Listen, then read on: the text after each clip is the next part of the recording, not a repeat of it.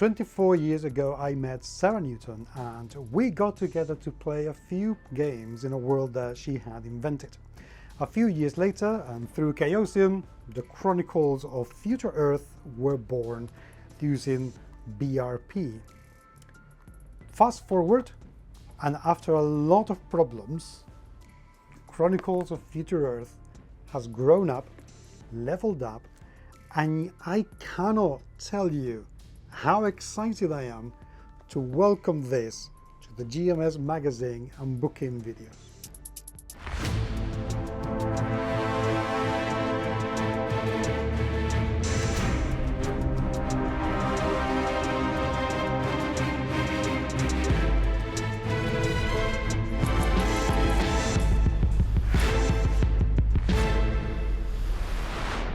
So let's take a look inside this book. I haven't read much yet. I've only read the first 30 pages because I have only held this book for a couple of days. But I will tell you what this is. But let's take a look at what the book is like inside. This is a hefty, massive tome, and I do like the cover a fair amount because it is very epic, and it's already giving us a few glimpses of how weird this world is going to be, with some strange creatures around this area and some bizarre kind of retro-futuristic looking flying devices, which is interesting. I also like the story that this cover tells, because we can see here that these people are getting ready, and 4 people, a party of gamers, are getting ready to fight something, whatever it is, whereas the people here are getting crammed into this large city in the background. And obviously these cannons and craft are there to defend. So we can already tell that there's going to be a fair amount of conflict within this game. The back of the book has been used to tell us a little bit about Chronicles of Future Earth and what the game is all about. And it's powered by Fate. This is a Fate system game, which is, I know it's a system that Sarah has liked quite a lot. And I have to say, I do owe her understanding how Fate works, because I tried with the core books and I was just not able. And yet, when I read Mindjammer, everything just popped in and made perfect sense. So I'm hoping that this is going to be exactly the same, because I haven't read a Fate system book for a very, very, very, very, very long time. But here we are. There's a dedication which I'm not going to say much about it because I get emotional when I do, but I am here because I played this so many years ago with Sarah and Chris, another friend.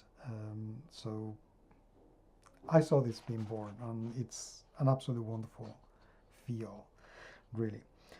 As you can tell, 375 pages. This is a very, very hefty tome. But I'm used to this because, Sarah writes a lot. So there's an awful lot here written. Jason Jute has done the art direction. And I think he's done a very good work. The one thing I don't like about this book is how this illustration in the page bleeds too much into the font, and in some places it makes it a little hard to read, like here at the bottom. That's the only criticism of the book that I have, because everything else is absolutely fine. The font size is good, the separation between paragraphs is absolutely perfect. The titles are in the right place and they're very different, as are the subtitles. Even the bold text shows very, very clearly, which is brilliant. The little ornaments that they had on the pages also work very well, and the illustrations are super gorgeous. So that is the only thing I don't like, because it makes it hard to read in places. But other than that, this is very good. Something that Sarah's done is expanding the world. In the original Chronicles of Future Earth, it was basically just the Iberian Peninsula that we had a map of. But here we have Northwest Africa, which is huge, and this is just part of Hibernium, which is the Iberian Peninsula. So as you can see, the world itself is ginormous, and we don't even know what's up north yet. This is going to be huge. What I've read thus far is, I have to say, dense. There is a lot of information here in this book, and it's the first one. There will be more.